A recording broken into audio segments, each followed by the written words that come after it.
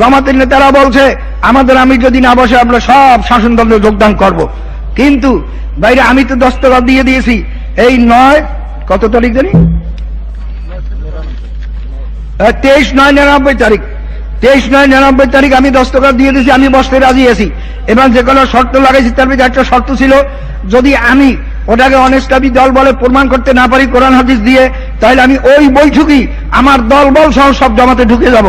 আর যদি তারা প্রমাণ করতে না পারে তারা ওই বৈঠকই গোলাম আজম সাহেব তার দল বল সহকারে আমার দলে ঢুকতে হবে। কিন্তু এই রাজ্যবাদী জামাতের নেতারা এটা সাড়া দেয় নাই, বরঞ্চ আপনারা জানেন 9 কত তারিখ জানি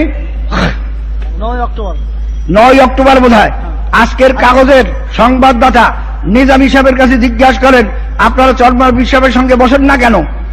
তখন সে উত্তরে বলছে আমরা আন্দোলন নিয়ে ব্যস্ত আছি, ফতোয়া নিয়ে বসার আলোচনা করার সময় আমাদের নাই। এটা কেমন কথা হইল? এরা যে গ্রামের একটা কথা গেল আমাদের বাড়ির বউরা ইলিশ মাছ খায় না, বলেন কি এত সুস্বাদু মাছ সস্তা মাছ খায় না? তাহলে ভাই খাইবে যে পাইবে কোথায়?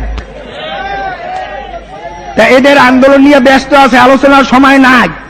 এর অর্থ কি তাদের প্যাডে কোনো বারুদ নাই।